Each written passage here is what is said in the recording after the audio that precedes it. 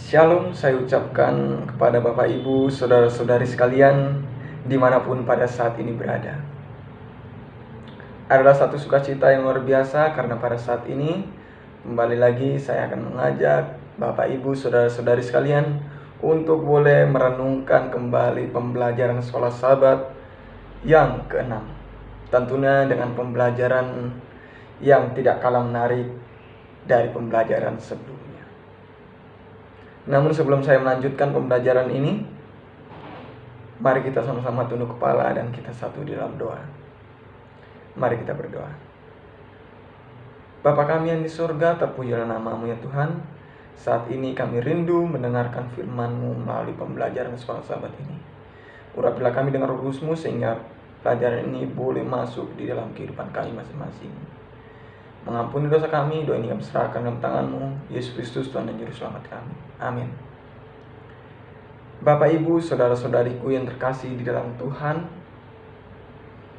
pada saat ini kita kembali mempelajari satu pembelajaran tentang satu pertanyaan yang mungkin beberapa atau kebanyakan dari kita umat manusia, umat kepunyaan Allah sendiri bertanya-tanya di dalam kehidupannya, yaitu mengapa penafsiran diperlukan. Di dalam pembelajaran sebelumnya kita sudah mempelajari akan hanya oleh Alkitab, yang dimana dibahas di sana kita perlu mengetahui akan konteks Alkitab sehingga kita tidak salah di dalam menafsirkan isi Alkitab sendiri. Karena kita hanya bisa mendapatkan jawaban hanya melalui Alkitab. Nah, pertanyaannya pada sahabat ini adalah sebagai satu judul, satu topik yang akan kita pelajari bersama. Mengapa diperlukan satu penafsiran? Kenapa kita harus mengetahui akan apa yang dikatakan dalam Alkitab? Kan kita ini memiliki satu pandangan masing-masing. Kita memiliki pandangan yang berbeda-beda satu dengan yang lainnya. Pertanyaan, mengapa penafsiran itu diperlukan? Apakah penafsiran itu tidak bisa terserah kita saja masing-masing pribadi masing-masing? Mengapa diperlukan penafsiran sehingga apa yang dikatakan di dalam Alkitab boleh sesuai dan boleh kita dapatkan dengan lebih baik lagi? Satu ayat inti yang mau saya sampaikan di sini adalah terdapat di dalam Ibrani 11 ayat yang ke-6. Tetapi tanpa iman tidak mungkin orang berkenan kepada Allah. Sebab barang siapa berpaling kepada Allah, ia harus percaya bahwa Allah ada dan bahwa Allah memberi upah kepada orang yang sungguh-sungguh mencari Dia. Beberapa hal yang mau saya sampaikan di sini yaitu yang pertama, tetapi tanpa iman tidak mungkin orang berkenan kepada Allah. Saudara-saudariku yang terkasih di dalam Tuhan, jangan pernah berharap Anda, saya, kita semua boleh mengerti, memahami akan isi Alkitab tanpa iman kepada Kristus. Kita sama sekali tidak akan bisa memahami isi Alkitab tanpa iman. Itu yang pertama.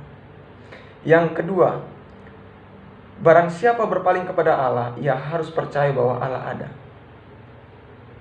Artinya, kalau seandainya saya, Bapak Ibu, saudara-saudara sekalian ingin memahami akan Alkitab, dan ketika satu saat ditemui bahwa kita semua berpaling daripada Allah, maka ada satu kondisi yang mengatakan, ada satu firman yang mengatakan di dalam Ibrani 11 ayat 6, ketika saya, Bapak Ibu, saudara-saudara sekalian berpaling kepada Allah, maka kita semua harus percaya bahwa Allah ada. Jadi poin pertama tadi, kita harus memiliki iman kepada Kristus. Yang kedua, dikatakan kita harus percaya bahwa Allah ada. Bagaimana kita bisa mengerti akan firman Tuhan? Bagaimana kita bisa mengerti akan apa yang dikatakan di dalam Alkitab kalau seandainya saya, Bapak Ibu, saudara-saudara sekalian tidak percaya bahwa Allah ada? Karena Alkitab sendiri, firman Allah sendiri adalah Allah. Firman itu sifatnya hidup. Kita tidak bisa mengatakan, oh gampang itu saya mengerti akan firman Tuhan, tapi saya tidak mengerti, tidak percaya akan Allah. Maka semuanya itu tidak akan pernah kita dapat memahami. Yang ketiga, Allah memberi upah kepada orang yang sungguh-sungguh mencari Dia. Jadi yang pertama, ketika seseorang ingin mengerti akan firman Tuhan, pertama dia harus memiliki iman kepada Kristus. Yang kedua, dia harus percaya bahwa Allah itu ada. Yang ketiga, ketika dua hal yang tadi sudah saya sebutkan dilakukan, maka Tuhan akan memberi upah ketika kita sungguh-sungguh mencari Dia. Jadi poin ketiga yang mau saya sampaikan di sini adalah sungguh-sungguh mencari Dia. Sekali lagi, poin pertama, kita harus memiliki iman kepada Kristus. Yang kedua, kita harus percaya bahwa Allah itu ada. Yang ketiga, kita harus sungguh-sungguh mencari Dia. 3 poin ini sangat berhubungan erat. Tidak bisa dipisahkan satu dengan yang lainnya.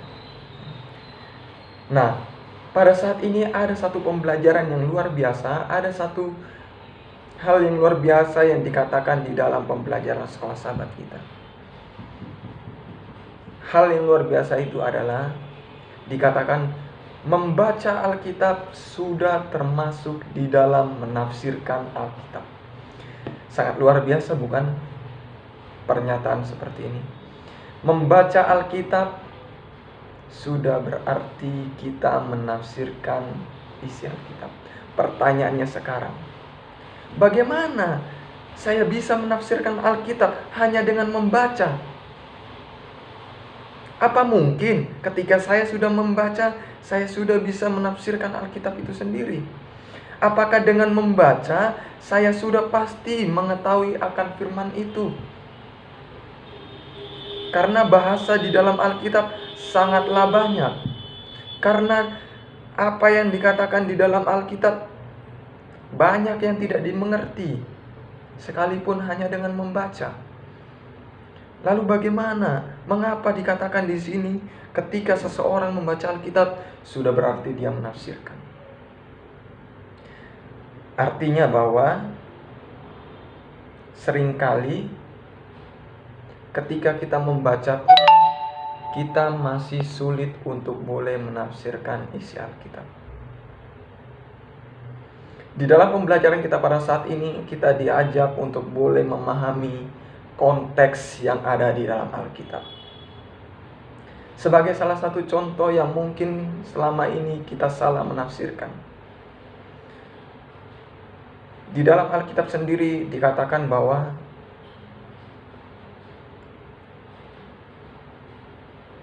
apa yang masuk di dalam diri manusia tidaklah menajiskan, tetapi apa yang keluar itulah yang menajiskan. Seringkali ayat ini disalah tafsirkan. Banyak orang beranggapan bahwa ayat ini memiliki konteks bahwa semua hewan, semua binatang boleh dimakan, asal tidak dikeluarkan atau tidak dimuntahkan. Artinya bahwa tidak ada hewan atau binatang atau apapun yang di dunia ini yang haram. Semuanya halal. Oleh karena salah menafsirkan ayat ini sendiri. Tetapi yang mau saya sampaikan di sini adalah sebenarnya konteks daripada ayat ini adalah mengenai tutur kata atau ucapan. Ayat ini tidak ada menyinggung soal makanan, tetapi yang dikatakan ayat ini adalah soal tutur kata atau ucapan. Boleh saja pada saat ini kita mendengar, kita mendapatkan satu perkataan yang tidak baik, satu perkataan yang bisa dikatakan kata-kata kotor dan lain sebagainya atau sejenisnya. Tetapi yang bisa kita lakukan pada saat ini adalah, apakah dengan kata-kata yang kotor yang kita dengar kita keluarkan begitu saja? Apakah dengan kata-kata yang tidak baik yang kita dengar kita keluarkan dari mulut kita ini. Nah, yang dimaksudkan daripada ayat itu sendiri adalah baiklah kita menjaga diri kita, terutama mulut kita, untuk boleh mengeluarkan perkataan yang tidak baik. Seperti itu. Nah, di dalam pembelajaran sekolah sahabat ini juga diberikan satu contoh. Misalnya ketika seorang suami meninggalkan istrinya karena perempuan lain, sang istri mendapat jaminan besar ketika dia menemukan ayat berikut yang sering ditemukan atau pernah dibaca, yang mungkin sering juga kita membacanya dalam Kejadian 3 ayat 15, yang mengatakan, aku akan mengadakan permusuhan antara engkau dan perempuan ini. Artinya bahwa ketika seorang suami meninggalkan istrinya karena perempuan lain, maka dia meyakini bahwa berdasarkan Kejadian 3 ayat 15, perselingkuhan suaminya tidak akan bertahan lama. Artinya ini cerita yang mengisahkan seseorang yang salah menafsirkan daripada ayat atau firman Tuhan sendiri. Oleh karena itu diperlukan satu penafsiran yang sesuai dengan konteks Alkitab sendiri.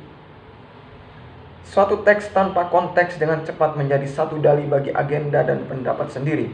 Itulah sebabnya kita perlu bukan hanya membaca Alkitab, tetapi juga menafsirkannya dengan benar. Kita perlu menafsirkan Alkitab dengan benar. Jadi poin berikutnya adalah kita perlu mengetahui akan konteks Alkitab. Kita tidak sekedar membaca Alkitab. Boleh saja pada saat ini saya dan saudara-saudari sekalian rajin di dalam membaca Alkitab, tetapi seringkali kita tidak menyadari bahwa kita tidak memahami akan konteks Alkitab, sehingga kita salah menafsirkan apa yang dikatakan oleh firman Tuhan sendiri.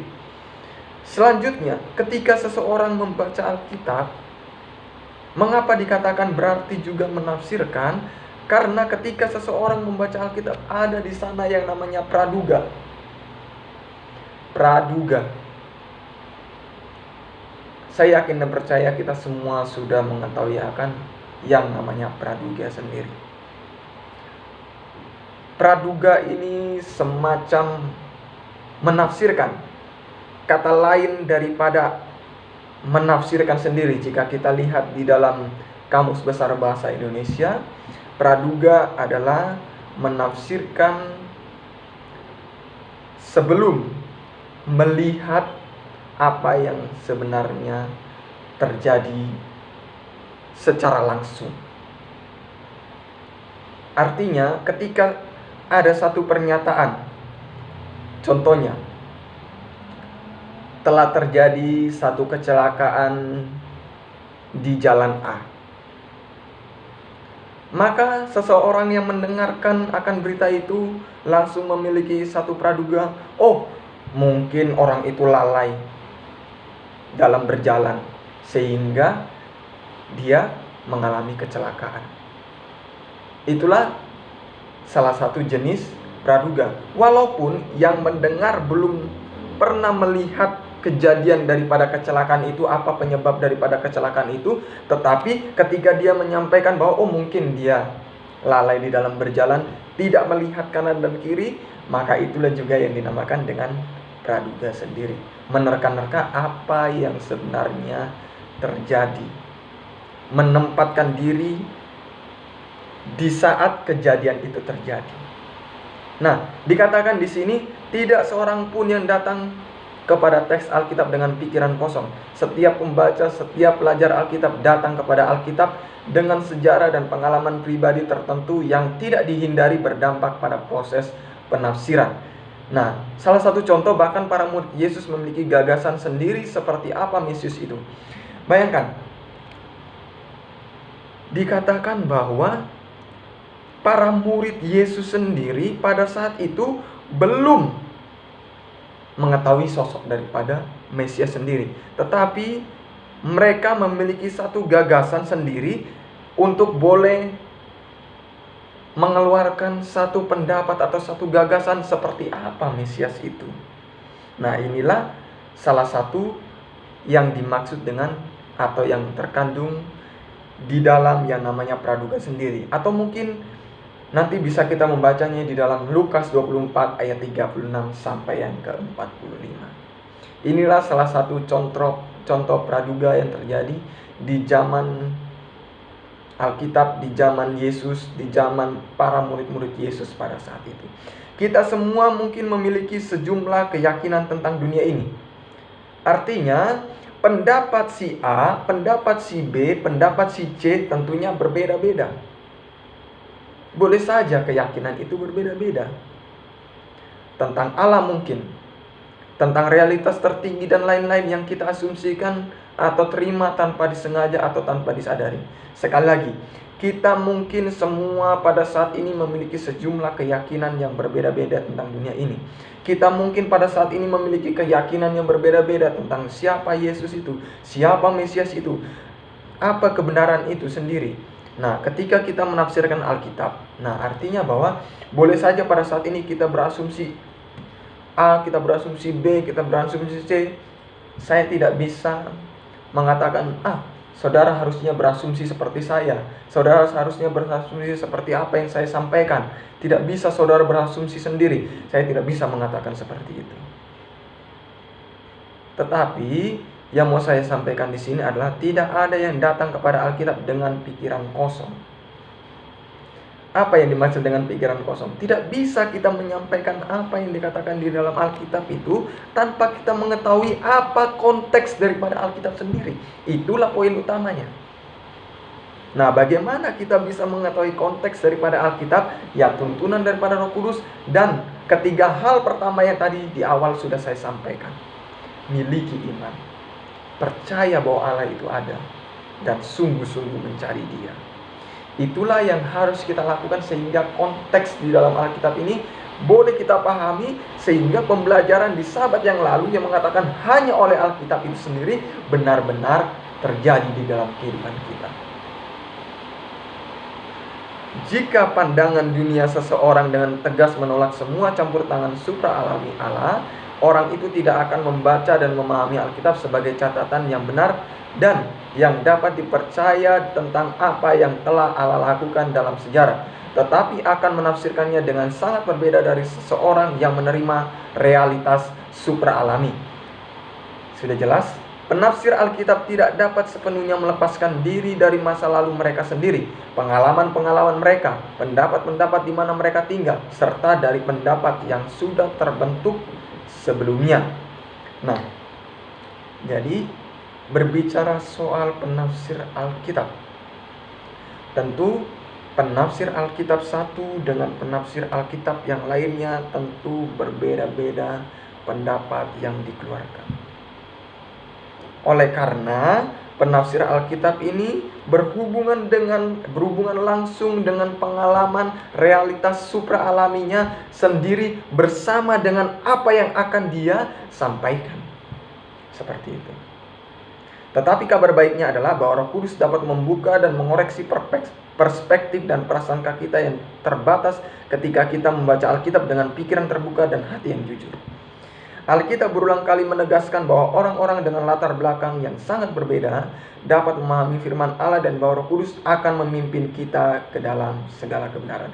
Jadi ingat, sekalipun pendapat kita berbeda, tetapi Roh Kudus akan memimpin kita kepada satu arah yang benar. Roh Kudus akan memimpin kita ke dalam satu perspektif yang benar, satu konteks Alkitab yang benar, satu pemahaman yang benar akan Alkitab, sehingga sola scriptura itu boleh kita pahami bersama-sama. Sekali lagi, mengapa diperlukan penafsiran Alkitab sendiri? Supaya kita bisa memahami akan isi, akan firman yang terkandung di dalam Alkitab sendiri, sehingga kita bisa memahami akan apa yang sebenarnya Tuhan mau sampaikan kepada diri saya, Bapak, Ibu, Saudara, dan Saudari sekalian.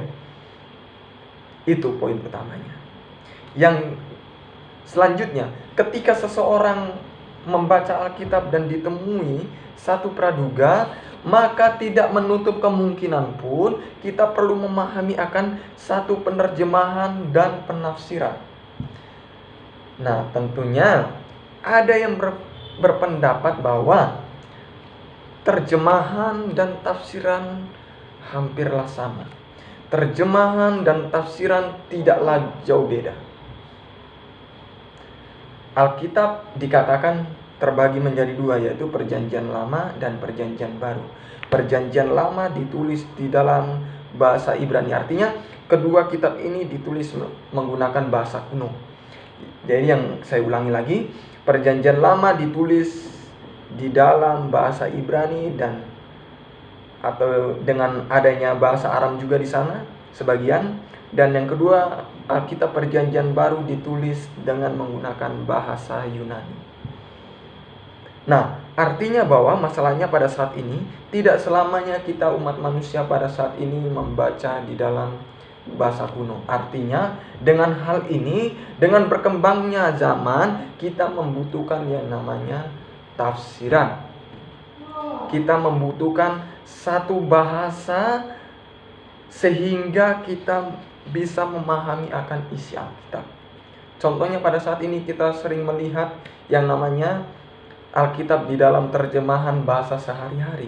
Kenapa ada Alkitab dalam terjemahan bahasa sehari-hari? Supaya kita bisa memahami, supaya kita bisa menempatkan diri kita di cerita Alkitab itu sendiri sehingga kita tidak salah arah. Ada juga Alkitab di dalam terjemahan-terjemahan lainnya, King James Version dan mungkin lain sebagainya. Itulah yang diperlukan oleh umat manusia, bahkan saya dan saudara-saudari sekalian pada saat ini. Nah, artinya bahwa poin penting bagi kita dalam hermeneutika. Jadi hermeneutika ini adalah satu tafsiran, satu seni dan keterampilan dalam menerjemahkan dan kemudian menafsirkannya dengan saksama. Itulah yang dinamakan dengan hermeneutika ini sendiri. Jadi poin penting bagi kita dalam hermeneutika adalah bahwa kecuali kita membaca bahasa aslinya. Jadi di dalam menerjemahkan atau di dalam memahami satu firman yang dalam Alkitab ini, kita perlu membaca Alkitab terlebih dahulu dan kita coba lari kepada bahasa aslinya sehingga kita bisa memahami akan firman Allah sendiri. Nah, terkadang di dalam membaca Alkitab kita tidak bisa lepas dari yang namanya budaya sendiri. Oh, budaya saya seperti ini, saya tidak bisa membaca itu terlalu banyak, budaya saya seperti itu. Tetapi pada saat ini kita belajar bahwa budaya juga menimbulkan beberapa pertanyaan hermeneutika yang penting. Apakah Alkitab dikondisikan secara budaya, dan dengan demikian apa yang dinyatakannya hanya berkaitan dengan budaya tersebut, atau apakah penggambaran Tuhan yang diberikan dalam budaya tertentu melampaui budaya tersebut dan ditujukan kepada semua orang. Apakah yang terjadi jika pengalaman budaya seseorang menjadi dasar dan ujian bagi penafsiran kita terhadap Alkitab? Jadi, yang dimaksudkan di sini adalah jangan sampai budaya kita menghalangi kita untuk boleh memahami akan firman Tuhan sendiri. Nah, itu poin yang selanjutnya. Jadi, kesimpulan yang mau saya sampaikan di sini adalah mengapa penafsiran Alkitab diperlukan? Oleh karena supaya ketika kita membaca Alkitab, kita boleh memahami akan konteks isi Alkitab sendiri. Kita memahami akan apa yang Tuhan ingin sampaikan kepada kehidupan kita, sehingga kita tidak salah persepsi. Kita tidak salah mengerti akan Alkitab sendiri. Kita tidak salah mengerti akan firman Tuhan. Jadi, biarlah dengan pembelajaran ini kita semakin diingatkan kembali bahwa sebelum kita membaca Alkitab, kita harus memiliki 3 poin utama di awal atau di ayat inti kita pada saat ini. Yang pertama, milikilah iman. Yang kedua, percaya bahwa Allah itu ada. Karena ketika seseorang tidak percaya bahwa Allah itu ada, sampai kapanpun kita tidak akan bisa memahami akan firman Allah. Yang ketiga, kita harus sungguh-sungguh mencari Dia, karena Dialah firman yang hidup itu, karena Dialah sumber kehidupan itu sendiri, yaitu Allah. Jadi biarlah melalui pembelajaran ini kita diingatkan kembali akan satu pembelajaran mengapa penafsiran Alkitab itu diperlukan, sehingga kita boleh memahami akan isi Alkitab. Dan inilah yang bisa saya sampaikan pada saat ini. Jika sekiranya ada satu pertanyaan, boleh disampaikan di dalam kolom komentar yang ada di channel saya ini. Dan minggu yang akan datang, sahabat yang akan datang, saya akan coba menjelaskan atau menjawab pertanyaan tersebut.